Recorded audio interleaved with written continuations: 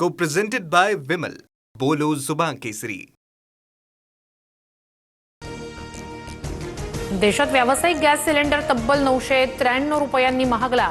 मुंबईसह अनेक शहरात 19 किलोच्या सिलेंडरच्या किमती 3000च्या पुढे. हॉटेल, रेस्टॉरंट्स आणि खानावळींमधील जेवण महागण्याची शक्यता. कच्च्या तेलाचे भाव वाढल्यानं भारतीय रुपयात मोठी घसरण. अमेरिकन डॉलरच्या तुलनेत रुपया 95.34च्या नीचांकीवर. जीवनावश्यक वस्तूंच्या किमती वाढण्याची शक्यता. राज्यभरात आज महाराष्ट्र दिनाचा उत्साह. मुख्यमंत्री फडणवीसांसह उद्धव ठाकरेंकडून हुतात्मा स्मारकाला अभिवादन. राज्यभरात आज विविध कार्यक्रमांचं आयोजन. महाराष्ट्र देशाचं पॉवर हाऊस आणि ग्रोथ इंजिन. महाराष्ट्र जगातील 30वी सर्वात मोठी अर्थव्यवस्था.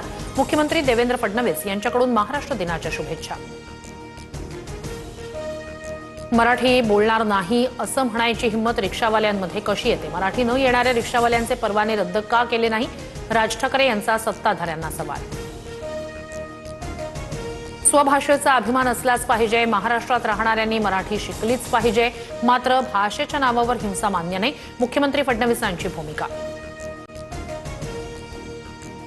गिरणी कामगारांच्या संघर्ष समितीचं हुतात्मा चौकात आंदोलन. कामगारांकडून जोरदार घोषणाबाजी. विविध प्रश्नांसाठी लढा देणारे गिरणी कामगार एकत्र.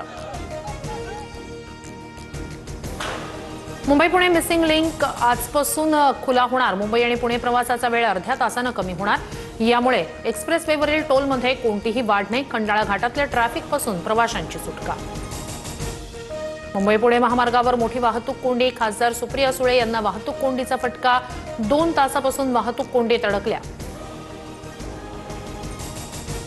अमरावतीत लग्न पत्रिकेवर टिपू सुलतानचा प्रेरणास्थान असा उल्लेख. पत्रिकेवर टिपू सुलतानसह महाराजांचाही उल्लेख. लग्न पत्रिकेचा फोटो व्हायरल. नवा वाद पेटण्याची शक्यता.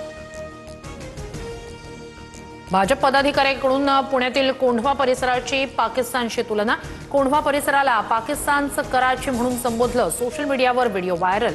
कोंढवा पोलिसात गुन्हा दाखल.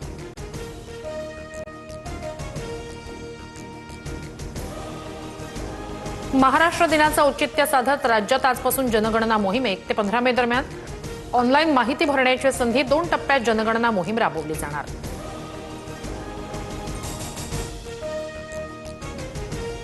पुणे शहराच्या काही भागात आज पाणी पुरवठा विस्कळीत राहणार. खडकवासला ते वारजे मुख्य जलवाहिनीत गळती. वारजे जलशुद्धीकरण केंद्र 2चं पंपिंग बंद राहणार.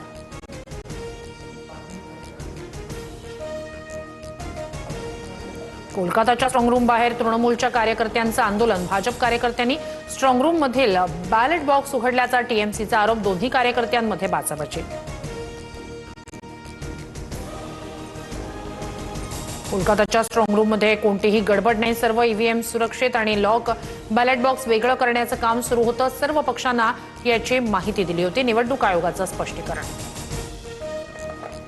एक्झिट पोल भाजपच्या इशाऱ्यावर दाखवले गेले. टीएमसी 226 जागांचा आकडा पार करेल.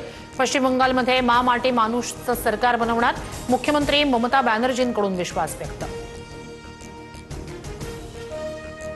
पंजाबमध्ये 7 राज्यसभा खासदारांच्या बंडानंतर राजकीय वातावरण तापलं. विधानसभेचं आज एकदिवसीय विशेष सत्र. आप सरकार विश्वासदर्शक ठराव आणण्याची शक्यता. आमदारांना व्हिप जारी. विरार डहाणू मार्गावर आजपासून 15 डब्यांची लोकल सेवा सुरू. अप आणि डाऊन मार्गावर दिवसभरात 8 फेऱ्या होणार. लाखो प्रवाशांना मोठा दिलासा. नागपूर जिल्हा नियोजन समिती सदस्यांची यादी जाहीर. आमदार कोट्यातून मोहन मते आणि चरणसिंग ठाकूर यांची निवड. 4 नामनिर्देशित सदस्यांचीही नियुक्ती तर 14 जणांना विशेष निमंत्रित म्हणून संधी. विदर्भात 2 दिवस उष्णतेची लाट कायम. तर उद्यापासून 3 दिवस अवकाळी पावसाची शक्यता. वर्धा, यवतमाळ, चंद्रपूर, गडचिरोलीला येलो अलर्ट जारी. तुळजाभवानी मंदिरात आजपासून 3 दिवस व्हीआयपी दर्शन पास बंद. सलगच्या सुट्ट्यांमुळे मंदिर प्रशासनाचा निर्णय.